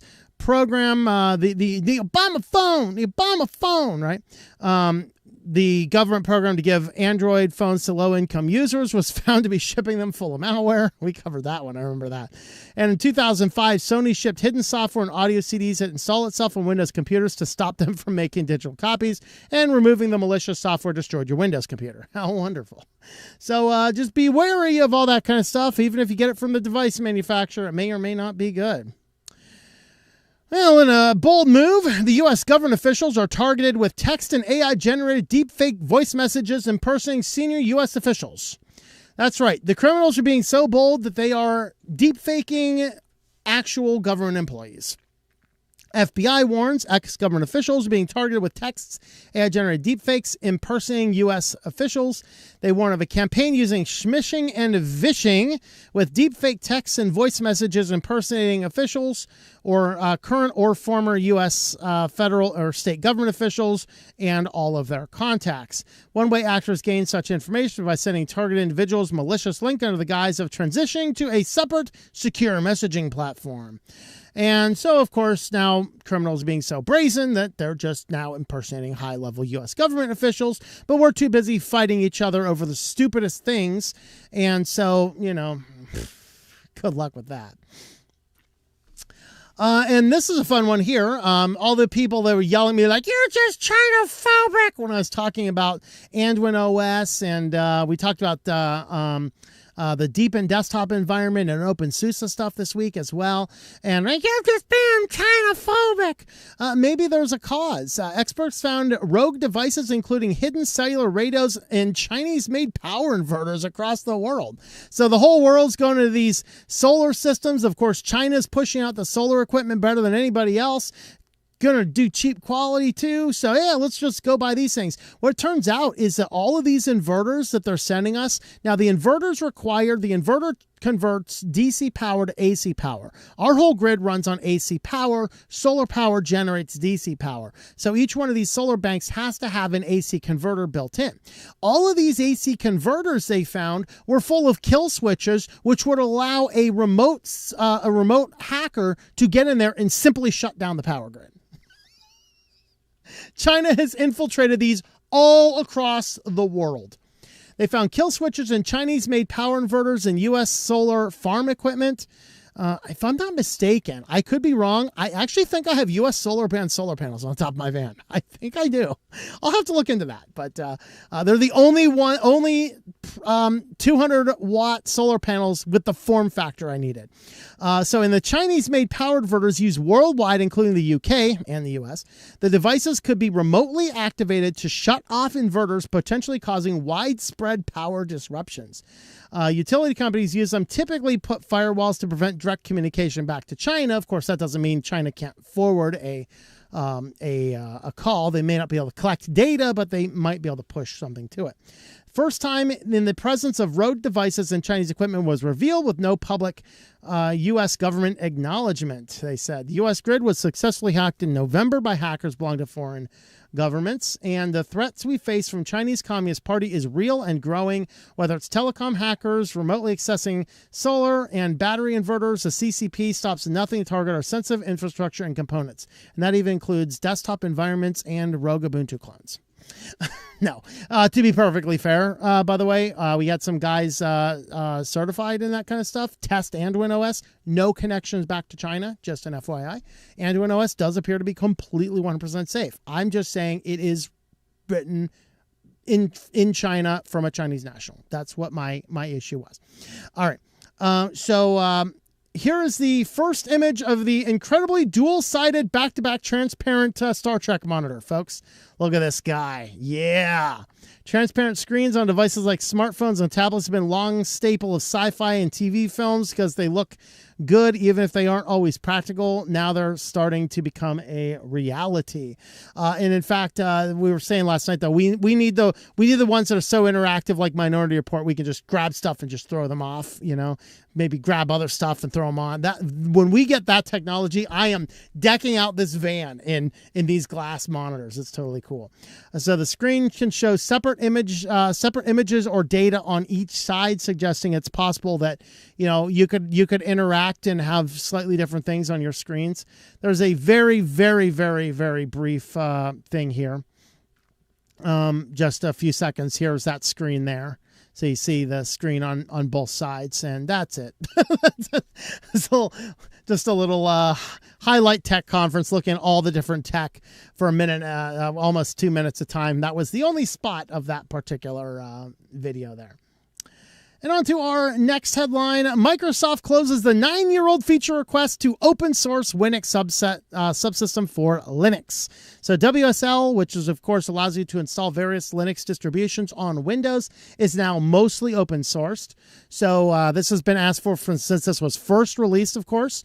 It's become an important tool for developers and power users since it was first introduced in the Windows 10 anniversary update back in 2016, giving them access to build in Linux command line and Linux applications from within Windows.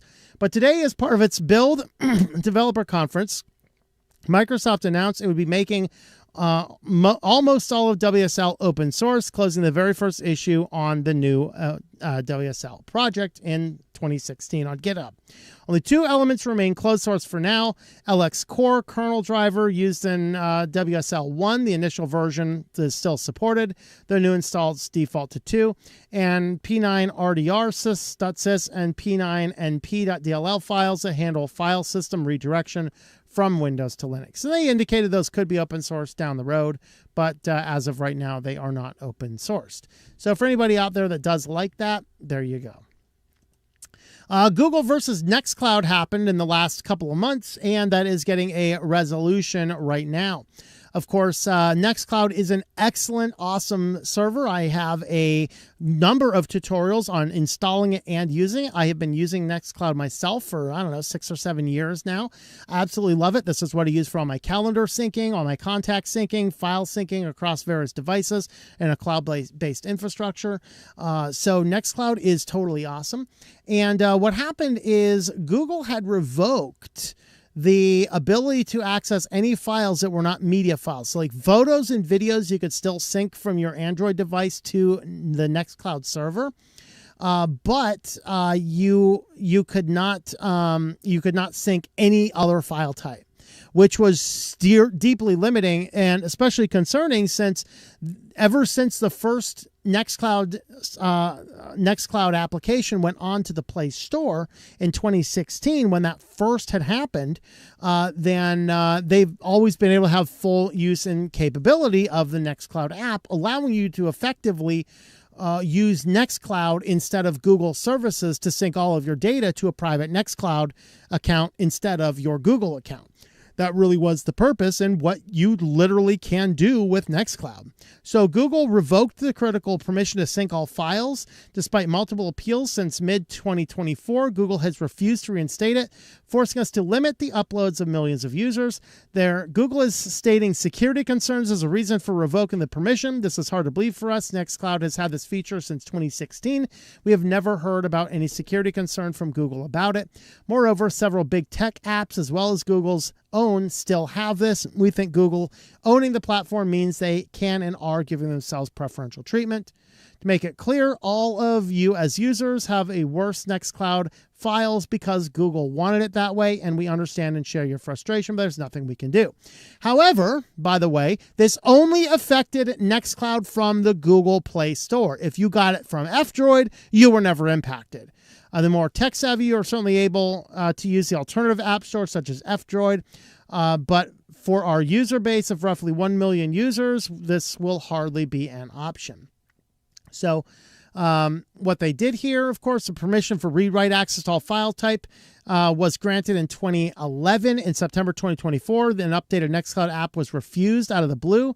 We have been asking to remove the permission to all files or use a more privacy-aware replacement, such as Storage Access Framework or Media Store API. So SAF cannot be used, is for sharing and exposing our files to other apps. So they misunderstood it. Media Store API cannot be used. It does not allow access to other files, but only to media files. Despite multiple appeals and sharing additional background, Google has not considered reinstating it yet. Instead of working collaboratively to solve the issue, we only receive the same copy and paste answers and links to documentation. Go figure. So the Android app itself still works with the permission, and we released a new version, an external F-Droid store. So the limit is purely on the Google Play Store related problem. So it's a clear example of big tech gatekeeping, smaller software vendors making the products of their competitors worse and unable to provide the same services as the giants themselves. As they own the platform, they can and do give themselves preferential treatment. See, everyone should be using Nextcloud instead of Google. For these reasons, which is resolved, by the way. We suppose Google can't get away with this versus Apple or Microsoft, as those companies would retaliate, but smaller companies, especially those building disruptive technologies like ours, are fair game for them. Now, the update here, we skipped over the beginning. As of May 15th, Google reached out and is offering to restore the permission, so it should hopefully be out. If it's not out by now, it will be out very soon, so you'll be able to have access to all of your stuff. All right, at the risk of being called narcissistic again in my comment section for saying that Switch to Linux is right about a lot, which I have been over the years. In fact, my very first video that caused this channel to be launched into the public consciousness of YouTube and the Linux community mostly, the user base for this was my video saying Ubuntu's never going to achieve this Unity 8 thing. And lo and behold, a few months after doing that video, Ubuntu drops Unity 8. Well, as I've always said, don't ever give your DNA company like these. What if they go bankrupt? What if they go out of business? What if they're sold? What if they're bought by a big company? And I always said the biggest company you do not want having these is any medical company. I was thinking health insurance companies are pretty bad. Second worst, well, a pharmaceutical company. 23andMe, of course, was through bankruptcy, and they had to offload all of their data. And so who's buying up all your saucy genetic data? A pharmaceutical company. Regeneron Pharmaceuticals now owns all of your DNA data from 23andMe for $256 million. Isn't that awesome, folks? Well, Regeneron is a leading biotech company that invents, develops, and monetizes life-transforming medicines for people with serious diseases. Blah, blah, blah, blah, blah. And now they just happen to own all of your DNA if you were foolish enough to send it to the wife of a Google co-founder. Do you guys realize that? 23andMe was all tied in with Wojcicki's, with Google co-founders. These companies are tightly tied together. In fact, I'm surprised Alphabet didn't buy it. So totally, actually. Maybe there was a clause they couldn't. Maybe they was like, we really want this. We just can't do it. Too much conflict of interest. They were all started in the same garage. They were, guys. They were. Google was started in Susan Wojcicki's garage. Susan Wojcicki's sister is the founder of 23andMe. Did you know that? I can hear it in the comments. Prove it. You didn't prove it. Look it up. You have a thing called fingers on this thing here called the keyboard. It can do a thing called a search engine. Look it up. Unlike traditional medical records protected under HIPAA, 23andMe's genetic data is covered by consumer privacy laws. And we've already established at the beginning of the show, there aren't consumer privacy laws in America. They offer weaker, they offer no protections. So what can you do? At this point in time, nothing. They own it. In theory, you can still try and get in there and permanently delete your data. I don't know when the actual data transfer happens. It's possible that there's a waiting time before this is actually finalized. You know, typically these types of sales take a while to actually go through. So you can always check that out and see what the case happens to be. All right, and on to our last article in QuickLines. Adobe to automatically move subscribers to a pricier AI-focused tier in June. So if you happen to be using Adobe, I'm sorry. No, if you happen to be using Adobe, subscribers to Adobe's multi-app subscription plan, Creative Cloud All Apps, will be charged more starting June 17th to accommodate for the new generative AI slop. Starting June 17th, Adobe will automatically renew Creative Cloud All Apps subscribers into the Creative Cloud Pro subscriptions, which will be $70 per month for individuals who commit to an annual plan, up from $60 for Creative Cloud All Apps. Annual plans will be moving from $35 to $40. Of course, other ones from $90 to $100, other ones from $90 to $105. So they say a push is to push users to the generative AI. Adobe will give new single app subscribers just 25 generative AI credits instead of the current 500. So you go from 500 down to 25. Subscribers can opt to move down to a new multi-app plan called Creative Cloud Standard, which is $55 a month for annual subscribers and $82.49 monthly. For the monthly subscribers, but this tier limits access to mobile and web app features, and subscribers can't use premium generative AI features. So pay a whole lot more or pay less and have almost nothing. How wonderful. All right. This guy says, I do not need more AI in my life. By automatically forcing customers onto more expensive plan, Adobe risks upsetting disruptive and confusing consumers, even though the company is emailing customers about the change. And the changes also give credence to the fears that many customers had when Adobe started incorporating generative AI. Yep. So I canceled Adobe, moved to DaVinci and Affinity 6 months ago, and I don't regret it at all. Adobe never ceased to create new ways to nickel and dime their customers. Guys, there are other alternatives to Adobe products. Like Kavana, Adobe is trying to introduce new features and be part of the generative AI boom while maintaining interest from creative customers who and longtime users may not be interested in these added capabilities. For now, it seems that the former is being prioritized. That's right. We need AI slop. More AI slop in the world, folks. That is what we need, is AI slop. And right now, we are going to transition on over to our final phase, and that is SillyVille, your favorite place and mine. First up, foul play. A flying duck is caught on a Swiss speeding camera and is indeed a repeat offender from over a decade ago. That is right. This flying fowl comes shooting by, going way over the speed limit. So the radar image of a speeding offender taken in central Switzerland in April revealed the culprit was not only a duck, but also a repeat offender, the local authorities say. I think this is a legitimate photo, too. That's awesome. All right. So the duck was caught going 52 in a 30 zone. Take that duck's license away, or shoot it with your duck hunt game. Dun, dun, dun, dun, dun. Right. All right. Turned out that similar looking duck was captured flying in the same spot at exactly the same speed on exactly the same date 7 years ago in 2018. Oh, I said a decade ago. It was 7 years ago.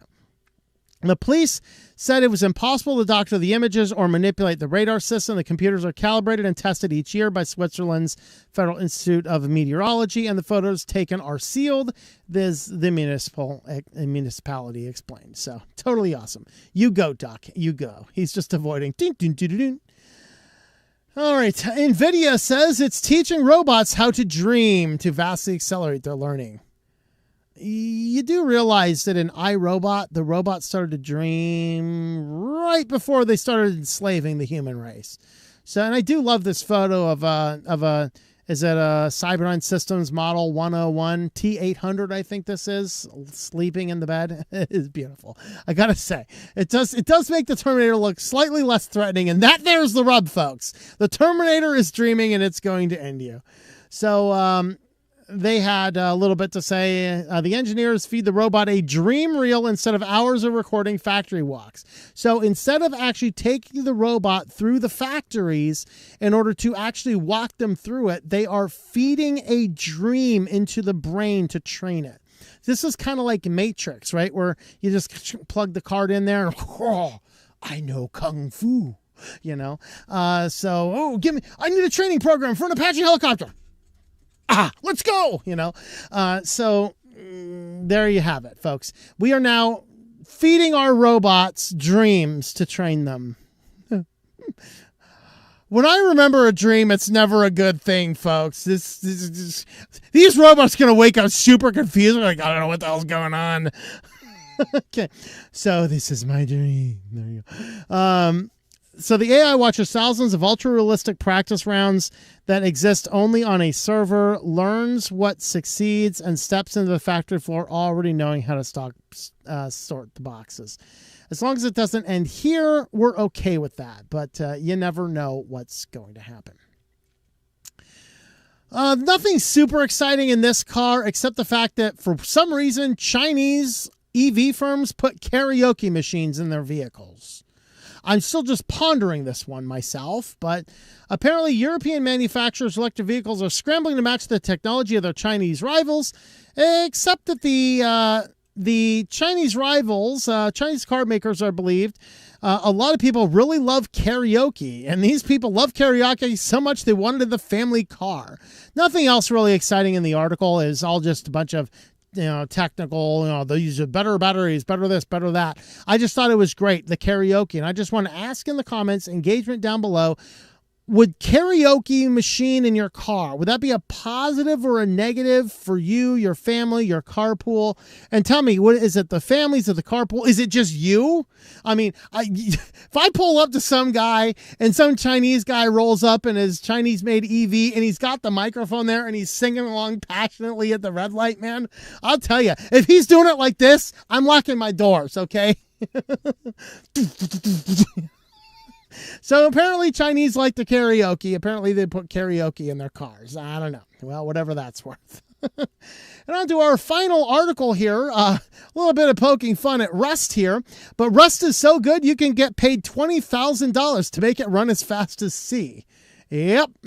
That's what FFmpeg said when it was taking a jab at the do everything in Rust trend. So, FFmpeg, of course, widely used for all sorts of things, including the OBS that we're using to record the back end on this show here. And they're using this for audio, video, things like that. But there's one fundamental problem. FFmpeg is cursed. It's done in C. That ugly C. We got to modernize it with Rust. So RabbitID is a new Rust-based decoder developed by Prosimo, I think it's called, that aims to be a memory-safe reimplementation of the C-based DAV-ID decoder, which is widely recognized as the fastest software AV decoder in use across multiple platforms. FFmpeg is not impressed. They actually tweeted out, Rust is so good, you can get paid $20,000 to make it fast. What they're basically saying here is that when RavID is about 5% slower than DAV-ID, and so Promoso is offering a sizable $20,000 as a reward for anyone who manages to close the 5% speed gap to bring Rav up as close as DAV. So there you have it, folks. Rust is so good. If you're great in Rust, you can get paid $20,000 just for solving that encoder playback. Because honestly, 5% when we talk about multimedia conversion is kind of a big deal. So there is what we have, guys, as far as SillyVille. And before we get into our final run of comments, we are indeed going to have a brief look at the kitty cats and feed the beasts. Hey, kitty, kitty. You want some kitty treats? Do you want some kitty treats? You want some kitty treats, don't you? Yes, you do. Oh, if I don't fall over first. How you doing, buddy? Looks like our camera's not working quite right here. Come back here so people can see you better. Yeah, look at that. Oh, come back here. Come back here so people can see you better. There you go. Yeah. There's another one. Oh. And, oh. There's another one for you. Yeah. There you go, buddy. There you go.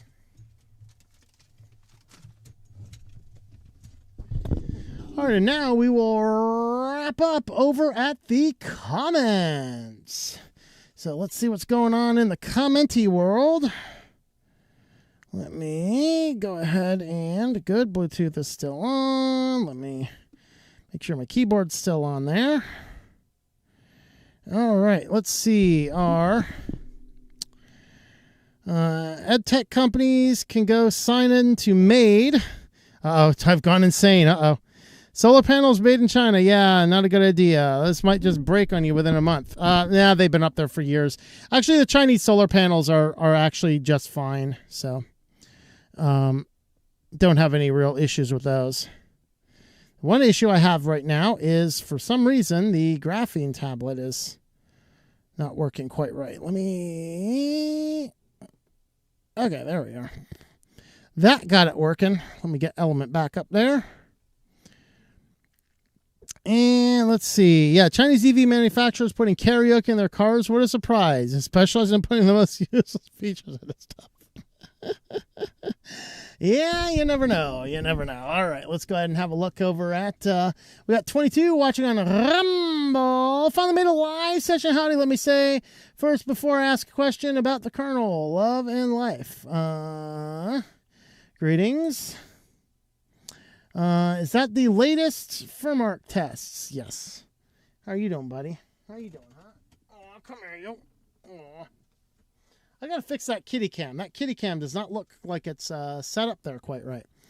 Let me see here. Yeah, I have no idea what's up with that kitty cam. Yeah, that's good. Input, resolution. Yeah, maybe I just need to fix the resolution in it. Hey, there we go. That's what I had to do. I just had to fix the resolution.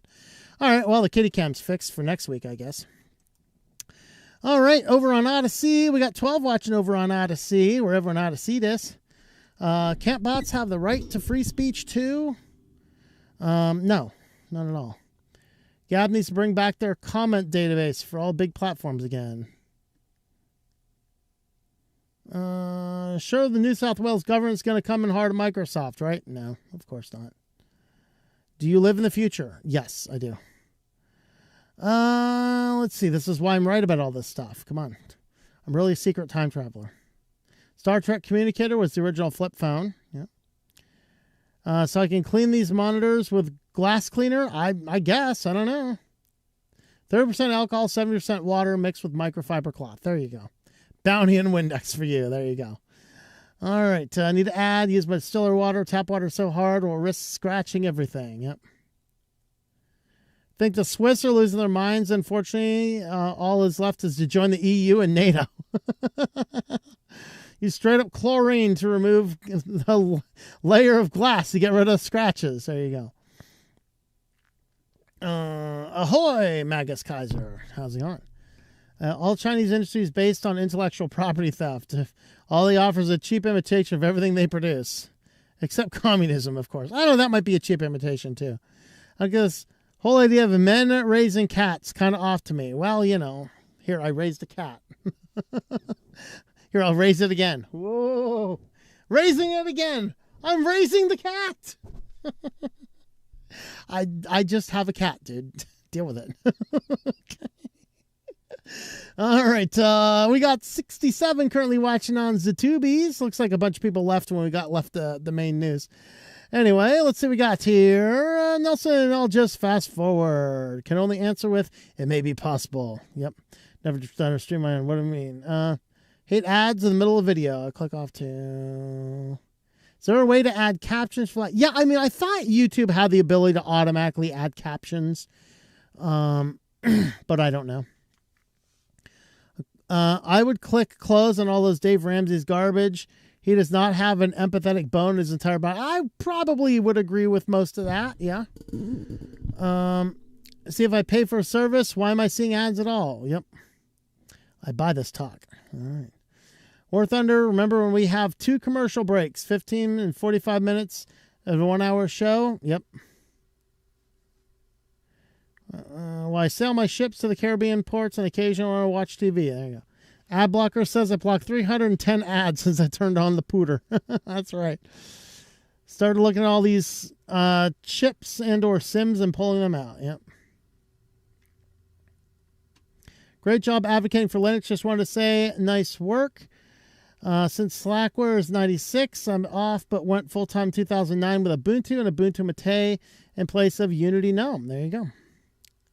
Read more books now. Forget TV and streaming. Yeah. Hey, you can read my Code Red book.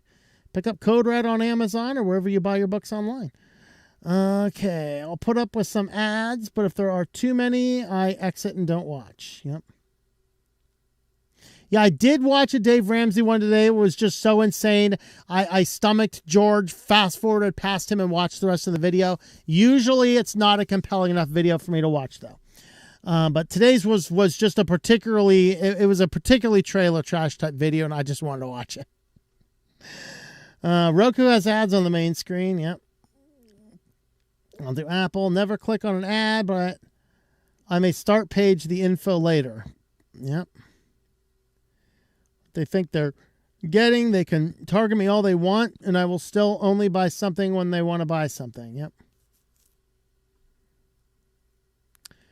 Hello, Mark. Greetings. You're forced to train the AI if you want your business to exist in people's minds. Yep.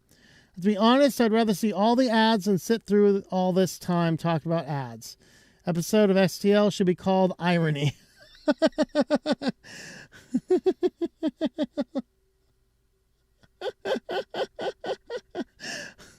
All right. Well, one giant ad, I guess. I don't know. So I can't believe that the ads are more annoying than I was. Really? At what point does society become Demolition Man? At the time you walk in the bathroom and see three seashells. Why have so many DVDs and keep getting them in Hoopla with public library? No ads needed. That's right. That's right. Rather watch the old infomercial because you're my... Wait. Tons of CD, VCD, DVD, and Blu-ray. Yep. Awesome projects. You should upload content. Let's see. Project nerd like me don't have more income to do various IT projects. Yep. Can I fast forward through this? Which part? Automatic content recognition equals I'm listening to you 24/7. Yes, indeed. So fate, if a company uses XR pronouns, happens to own a subsidiary, publishes content I like after USAID money, I no longer feel compulsion to support that company. There you go. Yep.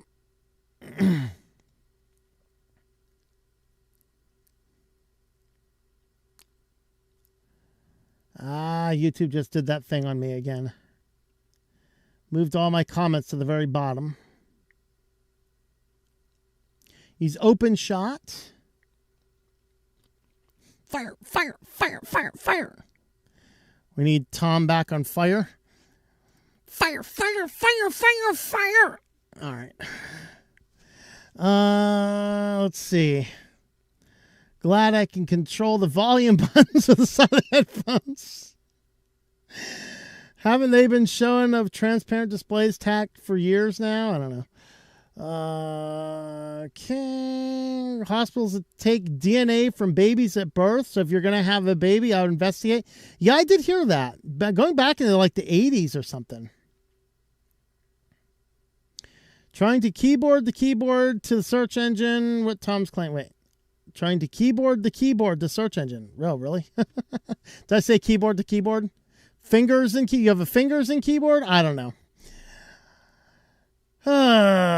Yeah, we try and give as many resources as we can, like references, but sometimes it's just like, sometimes they just come to you afterwards and it's like, well, prove it. Like, why don't you prove I'm wrong? You know what I mean?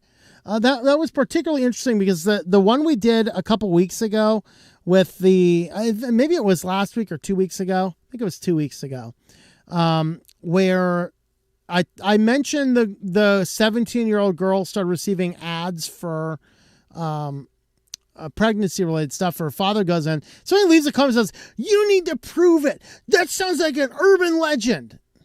I'm like, was I wrong? So I pull up the first search engine. I think it was Brave. Typed in 17-year-old girl target pregnancy. First article, Forbes. You know what, guys? I understand the need for me to give resources like references and context for these. This is why I expanded the news into this new format, to provide more detail, going back into older articles, pulling in more things, and hopefully doing a lot better job of explaining the problems and the point, utilizing back issues. But there comes a point in time, if I say something you think is wrong, why don't you look it up and then challenge me with something intelligent in the comments? It's like going, prove it! That sounds like an urban legend. Why don't you instead look it up yourself? And if you find evidence it could be an urban legend, send me a link and say, well, according to this may be an urban legend. Where did you get yours from? And you can have this better dialogue rather than immediately assuming somebody you may or may not like on the internet is wrong. Why don't you look it up and prove it with honest and intelligent facts first? Because it was literally 3 or 4 words I think I threw into the Brave search engine, and the very first article is from Forbes. You know what I mean? Oh, does it dream? Does the T800, the Cyberdyne System Model 101, does it dream of sheep? Yes. It dreams of electric sheep. It dreams of electric sheep. Yes, indeed it does. Kiki. Hi. Hi. Hi. Yeah. Yeah. All right. There's a paid version, more codecs, ability to use NVC encoding. Yep. No, you don't want a karaoke machine in your car? Come on, man. Come on, man. I would karaoke to Lily Allen's Bleep You on my way to work, thinking about my boss. There you go. Oh, let's just say a lot of drunk parties at the lake. Can't drive 55. Meow meow time. How old is the cat? This particular cat is... Are you 15 or 16 years old? I think this cat's 15 years old this year, and my other cat is 17 years old. All right. Whole new definition of drunk karaoke. Oh, dear. Well, I hope they're not drinking in those cars, too. Cat in the box. Poor kitty, bad fur day. We just had semi-wild cat I'm on good terms with start sleeping on our cars. Using YouTube for the karaoke. There you go. Cat in the box, cat in the box, cat in the box. Safe to say my karaoke days are far behind me. The captioned button is grayed out and unusable. Ramsey Financials is out of touch. A little bit. A little bit. There's some things I agree with him on. There's some things I don't. There's some things he should definitely update for the modern age. In fact, Dave Ramsey's entire plan is simply plagiarized from Crown Financial Ministries. It's just when Dave Ramsey took it, he upped the starter emergency fund from $500 at Crown Financial Ministries to $1,000, but he's never changed it since then. And that was like 20 years ago. If you look at like every 10 years, costs of things double. That starter emergency fund, by all accounts, should be $2,000 to $3,000 right now. If you're really building a baby emergency fund to hedge for actual emergencies, dude, if I have to change a tire in this van, it's like $300-400. And so $1,000 is not as big of an emergency fund as it should be. But a lot of what he says, I have to admit is right. You do spend less if you use cash. It does tend to hurt more. Credit cards can cause a lot of problems, although I'm not as dogmatic to say you should never, ever, ever, ever have one. I still use a card, and I know how much is in my budget, and I just use it to consolidate purchases into one transaction out of my bank account instead of 5 or 6 throughout the month. So there's things he does that are really good, and there's a lot of good advice he has. But if you're so dogmatic that you only follow just him and just his plan, you're going to set yourself up for some problems, I think, in our modern era, because things have changed. Let's see. Most of the computer work has become self-defensive orientated. Renaming the internet to the turbo tumor seems appropriate. There you go. Everyone get on the turbo tumor. Traveling back and seeing my family one night, had Dave on the radio. He was flogging of some guy because his widowed elderly mother moved in with him to save money. I know a lot of people do that. You know, we're in this weird sandwich generation. The sad part about some of that is that the current like middle-aged adults, they're calling them the sandwich generation because they end up having to take care of their kids and their parents at the same time. It's really a financial strain. And a lot of it, I think there's too much nonsense in governmental policies, you know, forcing me to give my money into the, you know, Social Security system. I mean, I have statements from Social Security Administration that I will never even see it. And do I really want that type of safety net? No. I mean, maybe we should be mandated to save a percentage of our income, but we should have the choice over where that goes, and we should manage that ourselves. Healthcare is insane. It's utterly insane. And that's a big part of the reason. And these people, it's like, it literally is pay us whatever, because otherwise you're just going to die and or be in serious pain. I'm sorry. We need to pass a federal law. No hospital should be a for-profit company. That alone, no hospital can be a for-profit company. You pay people reasonable salaries, you put all the money in the collective pool, and then you use that money to keep the health costs low. Simple resolution.